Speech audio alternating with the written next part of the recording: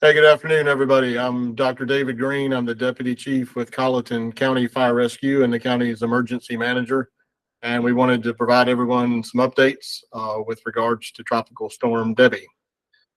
So we're just now getting our head around the incident summary, and we had 380 damage reports. That's trees down, road washouts, etc. There were up to 200 road closures at one point, but currently there's only 2 state roads that are currently closed, thanks to the hard work of our SCDOT partners. Those 2 roads are Edward Road and Tabor Road. There are a number of county roads that are still closed because they were damaged because of the flooding, and most of those are along the Edisto River corridor. We had 300 calls for service between August the 4th and August the 12th, including 3 structure fires and 16 swiftwater rescues. During those incidents, we rescued 30 people, 7 dogs, a cat, and a rabbit. We had the 2 EF1 tornadoes that were confirmed by the National Weather Service that struck Edisto Beach on the night of August 5th. And at the height of the incident, we had 3,600 power outages, but they were quickly restored by both Dominion and Coastal Electric. We sent out 5 code red alerts, and there were 3 wireless emergency alerts sent during the storm response. 2 of them were for the tornado warnings, and we sent one to the Edisto River corridor folks about the rising waters there. You may have seen this map, but this is the rainfall that we got in our area down here in the 17.57 inches. That's 17.7, I think, is another number I saw in the Green Pond area. Bennett's Point also got quite a bit, as well as Cottageville and Walterboro. Thankfully, the upper Edisto River around the Give Ends area is now in minor flood stage, and it will continue in minor flood stage until probably Thursday, then drop below action stage, hopefully over the weekend. So we're thankful that the water now is receding. And there is a gauge at the Jacksonboro, just below the West Bank landing on the Edisto River. And as you can see on this, that's a tidal area, so you can see the high tide and low tide over on the left side of the graph. And then with all the intrusion of the flood water, the tides there sort of went away. But we peaked at 17.9 feet on August the 13th.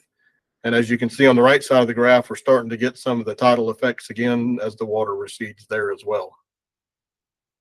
The damage assessments are ongoing, but keep in mind some of the roads are still inaccessible. There are currently 197 residences that are impacted, and we've evaluated only 2 that were destroyed and 48 with major damage.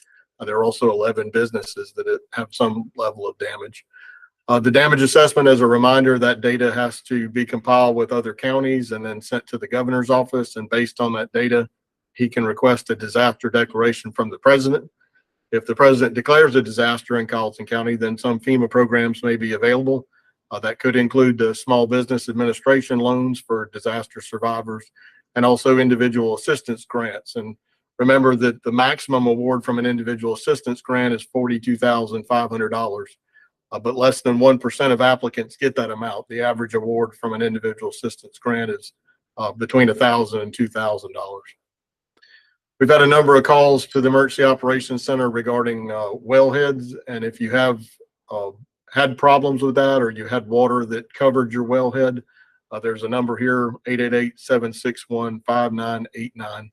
We'll be sure to put that number on the description for this video as well. You can reach out to the Department of Environmental Services and talk with them about your well and anything that you can do to make sure that your water is safe for drinking. We have a few muck out clean out buckets that are available at Station 36. The address is 19576 Augusta Highway. That's near the intersection of Augusta Highway and Sydney's Road. There are just a few left, but they'll be there today until 6 p.m. And if you're interested in getting one, we just need your name, address, and phone number. We give that to the assessor's office to be sure that they follow up with you to do a damage assessment on your property. Some important phone numbers here, again, for non-emergency questions or to report your residence being damaged. And again, you only have to report that once. You can call our Emergency Operations Center at 843-549-5632. Southern Baptist Disaster Relief and Team Rubicon are both in town, and they're both working to assist folks that need help with cleanouts. The two numbers there for the Southern Baptist is 843-560-0644. We'll put that in the description as well. And then Crisis Cleanup is sort of the aggregating platform that Team Rubicon uses with other voluntary organizations that are active in disasters. That number is 844-965-1386. And as a reminder, as always, you should dial 911 for emergencies only.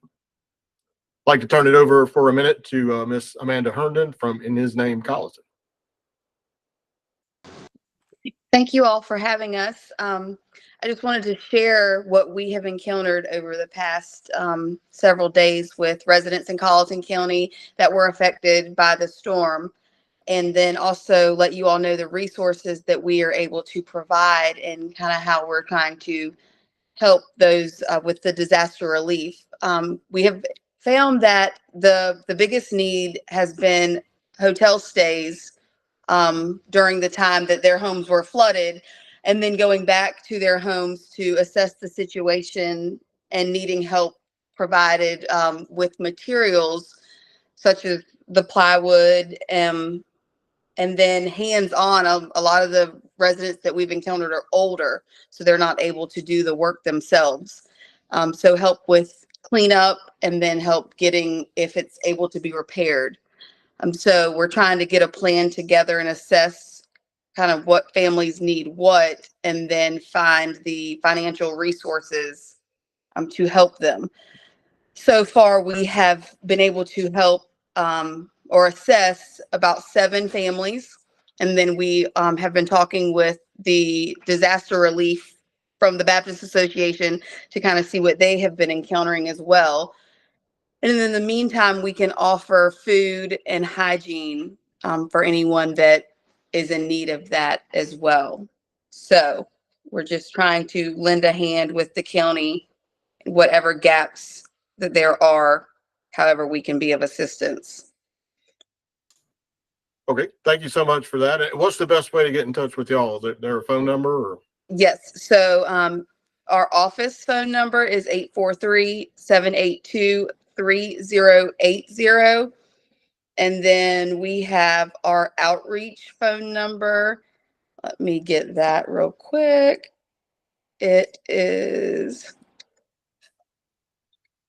843-599-4625. That's Eric, and he has been the one that's been going out and talking with the residents. And then our Facebook page, anyone can message that, and we try to respond fairly quickly. Okay, great. And we'll be sure to put those phone numbers in the description as well, along with the ones we mentioned earlier with the Southern Baptists and those folks, the Team Rubicon Crisis Cleanup folks. Perfect. Thank you. Thank you. Appreciate what y'all are doing. Thanks. David, can I ask one question real quick? Sure. Amanda, this is Kevin Griffin. How are you doing? I'm good. How are you? I'm good. I'm good.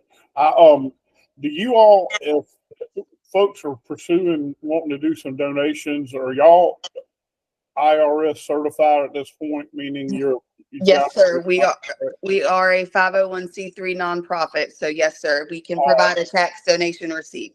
Okay. We have run into that problem in the past, and I just wanted to be sure before we put that information out there that you all are, that it is a nonprofit and it's something they can write off if they do make a donation. But we appreciate everything you all are doing, and thank you for your participation.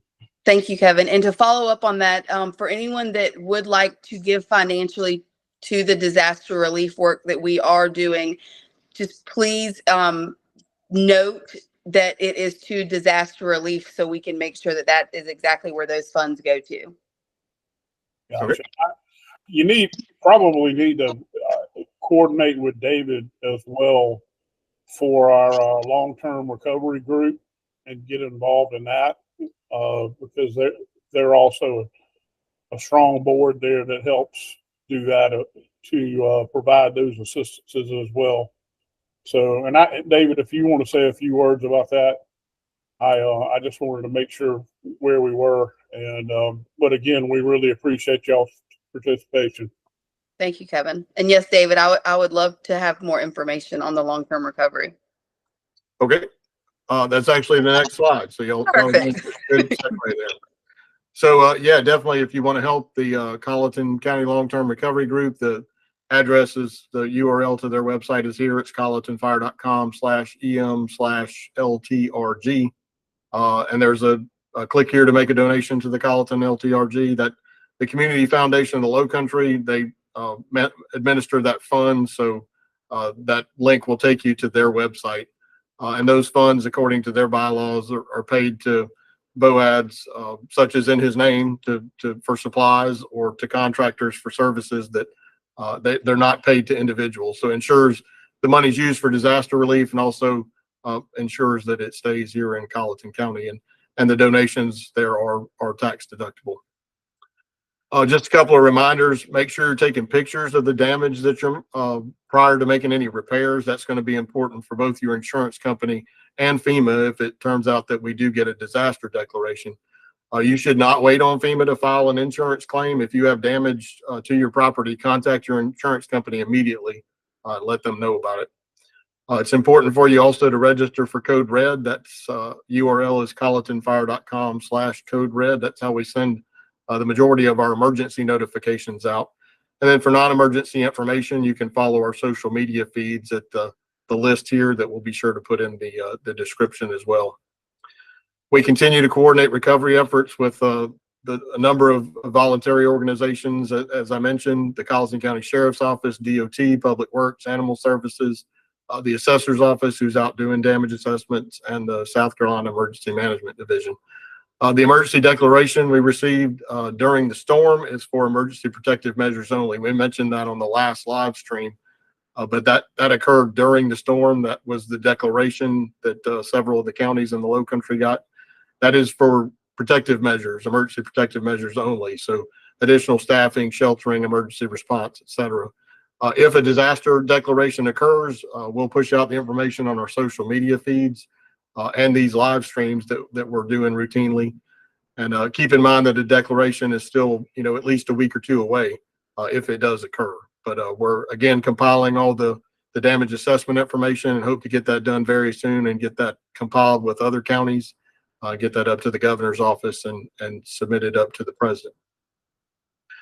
Want to thank everybody for your attention today. And as always, reach out if you have any questions or anything. Thank you all so much.